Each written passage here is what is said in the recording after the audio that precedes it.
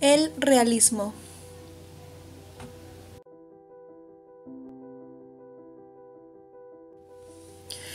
El realismo se da y se desarrolla principalmente en la segunda mitad del siglo XIX.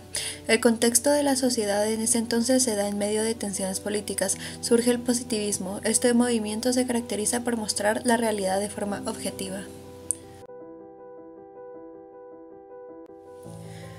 Este movimiento surge en Francia como respuesta al individualismo e idealismo del romanticismo. A diferencia, este muestra el ambiente social y el contexto histórico.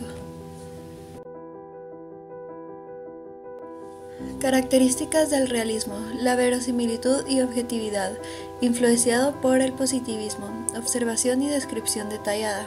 La narrativa se convierte en el género por excelencia, interés en la sociedad, personajes con necesidades reales, lenguaje sencillo, espejo de la sociedad y rigor científico. El realismo describe el mundo de forma objetiva. Los escritores trataban de escribir creando un espejo de la realidad mediante la observación y descripción. Se utiliza un lenguaje claro y sencillo.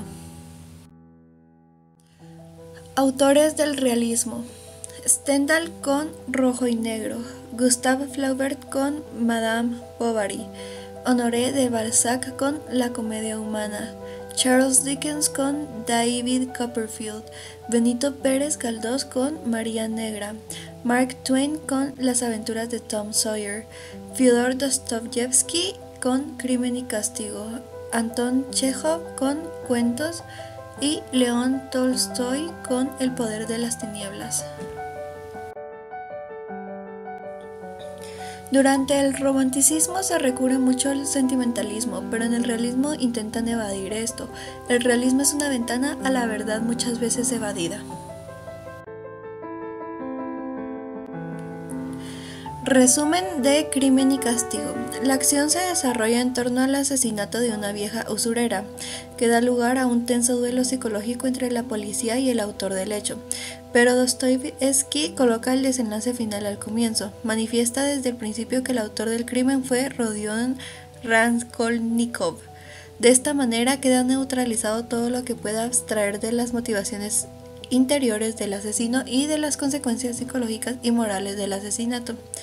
Rodion Raskolnikov es un estudiante que se ve obligado a abandonar la universidad, asediado por la pobreza que se hace más desesperanzada en la atmósfera gris, húmeda e insana de San Petersburgo.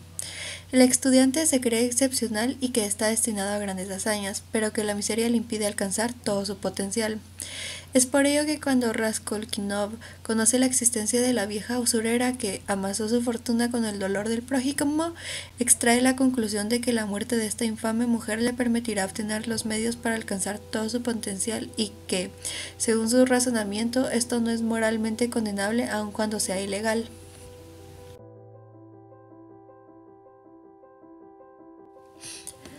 La muerte de la usurera daría respuestas a muchos de los interrogantes de Rodion Raskolnikov sobre su propia personalidad y su derecho a violar unas leyes morales que otros aceptan con resignación. ¿Es ilícito asesinar a una persona mala si con ello se puede salvar a muchos? ¿Puede un crimen quedar moralmente contrarrestado por 1000 acciones buenas? Los motivos que lo inducen al crimen no son solo sociales, sino también, y en mayor medida aún, psicológicos. Se sustenta en una constante biológica, en la que los superhombres son llamados a imponerse sobre los débiles y así lograr grandes avances para la humanidad. Sin embargo, la teoría sobre el hombre excepcional al que le está permitido todo, una vez llevada a la práctica, lo coloca en la misma altura de personajes detestables. Finalmente, la consumación del crimen, lejos de despejar las incógnitas perturbadoras, hizo más difícil la existencia de Raskolnikov, que quedó excluido de aquellos a quienes pretendía beneficiar. La novela fue escrita en una época de profunda crisis social con una progresiva radicalización del movimiento de oposición. La novela lenta sobre todo la peligrosidad de algunos propósitos presuntamente piadosos, en la que subyace una razón contraria al humanismo y que al enraizar en la mente se apropian de la voluntad y la conciencia.